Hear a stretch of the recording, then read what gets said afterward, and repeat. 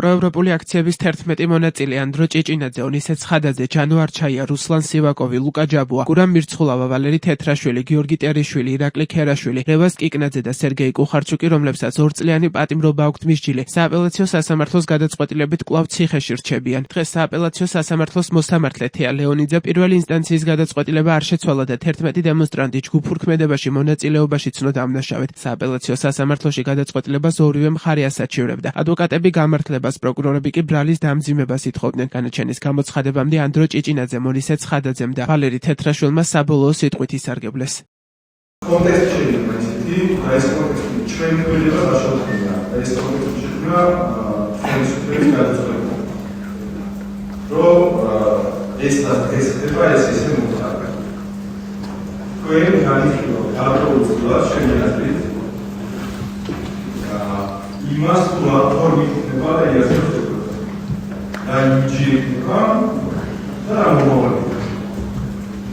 თქვენ ერთი სამი არის თქვენ იმას და იმას ამის ხო პირით თქვენ ამას ხო სამართლიანობის პრინციპი სამართლიანობის საქმის განსჯას ხო ზოგადი სამართლიანობის პრინციპი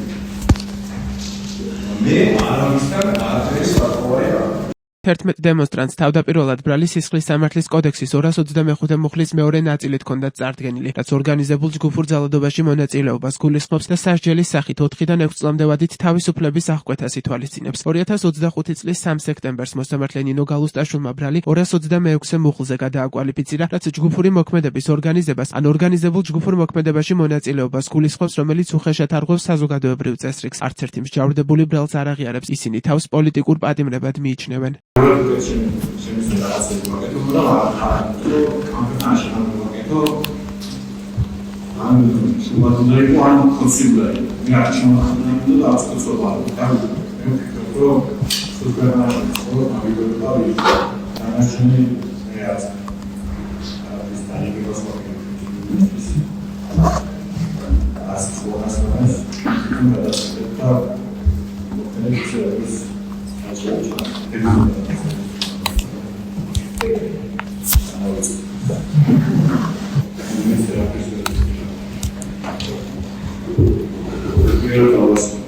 პროევროპული აქციების მონაწილე დემონსტრანტების დაკავება ჯგუფური ძალადობის ორგანიზებისა და მასში მონაწილეობის მუხლებით პოლიციამ 2024 წლის დეკემბერში დაიწყო, მას შემდეგ რაც ათასობით მოქალაქე ქუჩაში გამოვიდა და ევროკავშირში გაწევრიანების პროცესის 2028 წლამდე შეჩერებაზე ქართული ოცნების გადაწყვეტილება გააპროტესტა. ბრალდების მტკიცებულებები, მათ შორის აქციების მიმდინარეობისას გადაღებული ვიდეოები, აბიტოსკოპიური ექსპერტიზების დასკვნები და დაზარალებულების გამოკითხვის ოქმები იყო. ადვოკატების თქმით კი საქმეების ფუნდამენტური პრობლემა ის იყო, რომ ვერ დგინდებოდა ვერც ბრალდებულებს შორის კავშირი, ვერც ორგანიზატორი ან საერთო მიზნისთვის წინასწარ შეკავშირება, ნასროლი ნივთების რაობა და ამ ქმედების შედეგი, რაც ჯგუფური დანაშაულის დადასტურებისთვის იყო საჭირო.